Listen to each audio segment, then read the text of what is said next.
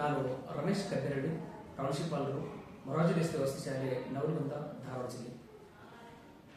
September 15ರಂದು ಅಂತಾರಾಷ್ಟ್ರೀಯ ಪ್ರಜಾಪ್ರಭುತ್ವ ದಿನದ ಅಂಗವಾಗಿ ಘನವೆತ್ತ ರಾಜ್ಯ ಸರ್ಕಾರ, ಮಾನ್ಯ ಮುಖ್ಯಮಂತ್ರಿಗಳು ಜೊತೆಗೆ ಜಿಲ್ಲಾಧಿಕಾರಿಗಳು ಧಾರವಾಡ, ಜಂಟಿ ನಿರ್ದೇಶಕರು ಸಮಾಜ ಕಲ್ಯಾಣಕ್ಕೆ ಧಾರವಾಡ, ಜೊತೆಗೆ ನಮ್ಮ ಶಾಲೆಯ ಪರವಾಗಿಯೂ ಇವತ್ತು ಏನು ಮಾನವ ಸರಪಳಿಯ ಪ್ರಯುಕ್ತ ಇದೀಗ ನಮ್ಮ ಶಾಲೆಯ ಮಕ್ಕಳಿಂದ ಪ್ರಜಾಪ್ರಭುತ್ವದ ಶ್ರೇಷ್ಠ ಹೇಳಿಕೆಗಳನ್ನ ಹೇಳಿ ಅದೊಂದು ಕಾರ್ಯಕ್ರಮವನ್ನು ನಾವು ಯಶಸ್ವಿಗೊಳಿಸಿದ್ದೇವೆ.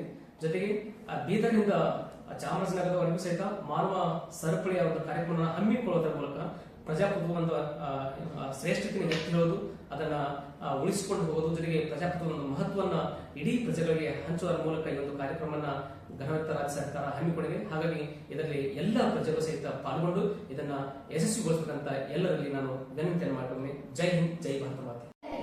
ಪ್ರಜಾಪ್ರಭುತ್ವ ದಿನದ ಶುಭಾಶಯಗಳು.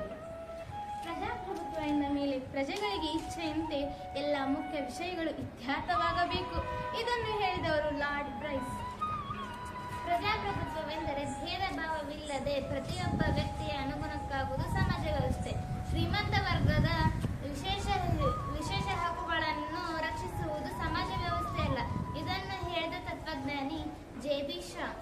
ನಮ್ಮದು ಪ್ರಜಾಪ್ರಭುತ್ವ ಸರ್ಕಾರ, ಏಕೆಂದರೆ ಆಡಳಿತ ಕೇವಲ ಕೆಲವು ಜನರ ನಡುವೆ ನಡೆಯದೆ ಜನಸಾಮಾನ್ಯರ ನಡುವೆ ನಡೆಯುತ್ತದೆ. ಇದನ್ನು ಹೇಳಿದ ತತ್ವಜ್ಞಾನಿ ಪೇಜೆಸ್.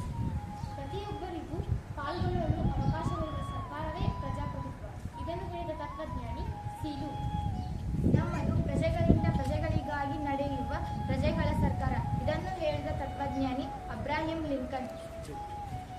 ಪ್ರಜಾಪ್ರಭುತ್ವ ಅರೆಸುತ್ತಿಗೆಯಂತೆ ನಿರಂಕುಶ ಪ್ರಭುತ್ವವಲ್ಲ ಅಥವಾ ಶ್ರೀಮಂತ ವರ್ಗದ ರಾಜ್ಯವಲ್ಲ. ಇದು ಪ್ರಜೆಗಳ ರಾಜ್ಯ. ಲೋಕವಾಣಿಯೇ ದೇವವಾಣಿ ಎಂದು ಪ್ರತಿಪಾದಿಸುವ ಪದ್ಧತಿ ಇದೆ. ಇಂದಿನ ಪ್ರಜಾಪ್ರಭುತ್ವದಲ್ಲಿ ಆಳುವವರು ಆಳಲ್ಪಡುವವರು ಪ್ರಜೆಗಳೇ ಆಗಿರುವುದರಿಂದ ಯಾವುದೇ ಮೇಲು ಕೀಳೆಂಬ ತಾರತಮ್ಯವಿಲ್ಲ. ಹೀಗೆ ಪ್ರಜಾಪ್ರಭುತ್ವವು ನಮಗೆ ಮೂಲ ಸೂತ್ರಗಳನ್ನು ನೀಡಿದೆ.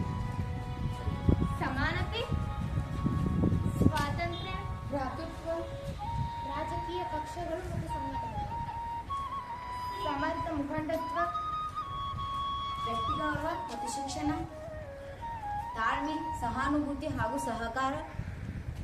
ಹೀಗೆ ಅಂತಾರಾಷ್ಟ್ರೀಯ ಪ್ರಜಾಪ್ರಭುತ್ವ ದಿನವೆಂದು ಸೆಪ್ಟೆಂಬರ್ 15ರಂದು ಬೀದರಿಂದ ಚಾಮರಾಜನಗರದವರೆಗೆ ಮಾನವ ಸರಪಳಿ ನಿರ್ಮಿಸುತ್ತಿರುವುದರಿಂದ ನಮಗೆ ಸಂತೋಷದ ವಿಚಾರವಾಗಿದೆ.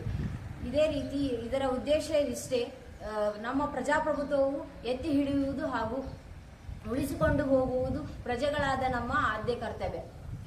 ಹೀಗೆ ಎಲ್ಲರೂ ಈ ಕಾರ್ಯಕ್ರಮದಲ್ಲಿ ಪಾಲ್ಗೊಳ್ಳಬೇಕಾಗಿ ವಿನಂತಿಸಿಕೊಳ್ಳುತ್ತೇನೆ.